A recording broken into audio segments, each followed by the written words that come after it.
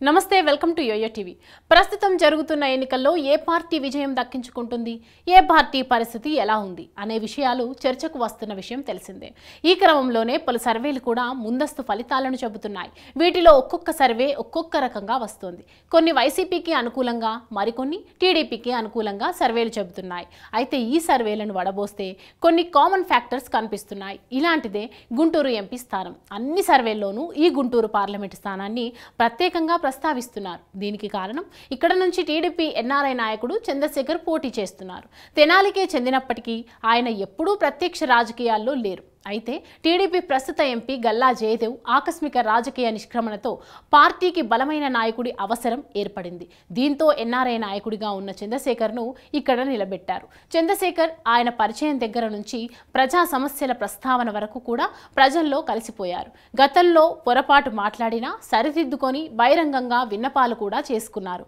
ఇలా అనతి కాలంలోనే తాను ఇక్కడి వాడినేననే ముద్ర వేసుకున్నారు ఇది ప్రజల్లోకి జోరుగా వెళ్ళింది ఫలితంగా రోజులు గడిచే కొద్దీ చంద్రశేఖర్కు గ్రాఫ్ పెరుగుతోందని అంటున్నారు తాజాగా విడుదలైన ఆత్మసాక్షి సంస్థ సర్వేలో నియోజకవర్గాల వారీగా ప్రకటించిన వివరాల్లో గుంటూరు నియోజకవర్గం గురించి ప్రత్యేకంగా ప్రస్తావించారు ఇక్కడ పెద్దగా పోటీ లేదన్న ఈ సర్వే సంస్థ చంద్రశేఖర్ గెలుపు ఖాయమని పేర్కొనడం గమనార్హం దీనికి రెండు రీజన్స్ పేర్కొంది ఒకటి గత ఎంపీ గల్లా జయదేవ్ పై ఉన్న సానుకూల ధోరణి దీనికి అనుగుణంగా చంద్రశేఖర్ కూడా డెవలప్మెంట్ కు ప్రాధాన్యం ఇస్తారన్న నమ్మకం రెండు వైసీపీలో నెలకొన్న రాజకీయ అస్థిరత వంటివి కలిసి వస్తాయని ఆత్మసాక్షి వెల్లడించడం విశేషం.